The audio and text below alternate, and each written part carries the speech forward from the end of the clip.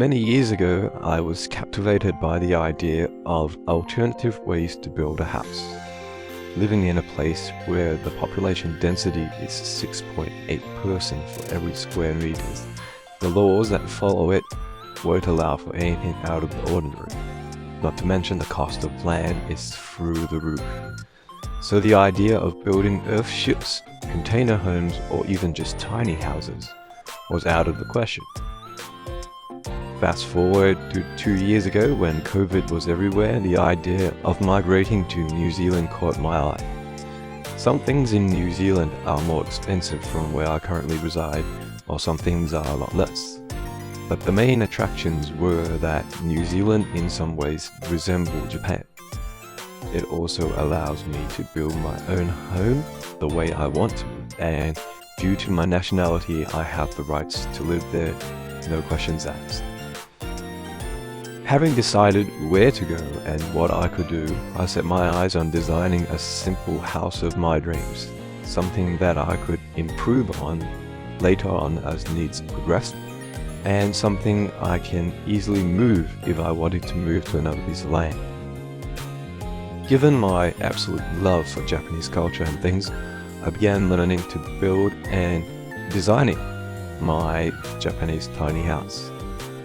At first, I just went on Pinterest to look at photos to get some ideas. Then I used a number of apps to draw out my rough designs.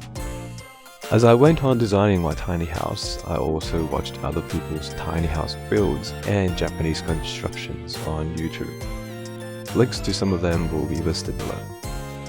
I asked AI to give me some ideas as well. And as I watched and learned more things, I kept changing my designs in order to cater for all the design flaws or new ideas I wanted to incorporate. And finally, I arrived to this design.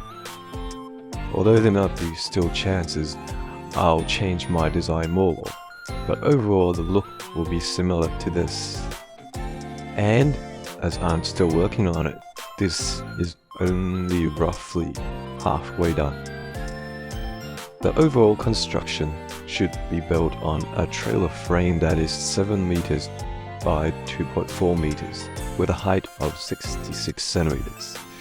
The wooden frame on top would be made of structural LVL wood, which are what they call engineered wood, that are supposed to be lighter and stronger. The wood in between the frames are also LVL but not structural. These give support for the wall boards and will reduce the costing a little instead of using all structural LVLs, while also reducing the weight. The constraints for a movable tiny house on wheels is 3.5 tons, 12.5 meters in length, 2.55 meters wide and 4.3 meters total height including the trailer base. Most of the design of the outside is pretty self-explanatory, although I would have loved to have the roof of my tiny house look even more like a traditional Japanese house where it slopes down on both sides. But the height and width constraints has forced me to design a single downward slope. The inside will consist of 2 bedroom lofts, one for me and one for my son. The living area will be separated into 2 sides. One side is where the kitchen and toilet would be, and the other side is what Japanese people call a horikotatsu, which is where there's a hole in the middle of the room and you put your feet into it to warm yourself while the table is above the hole, and usually people have meals there. Maybe in the not too distant future I'll make a video about horikotatsu. I've kept the design ultra simple in this way so that in the future we have a minimalistic life.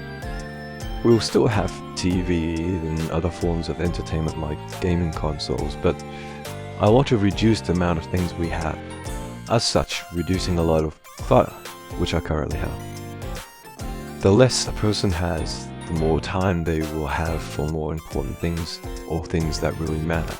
And this is a part of my Kaizen resolution for my not too distant future. For this video, I'm sharing up to this amount as I haven't finished most of the updated design. I'll be incorporating more design aspects that is related to Japanese architecture and lifestyle. A second video in the coming future will be uploaded in maybe around a month or so as part 2 of the tiny house series, which will showcase the final design.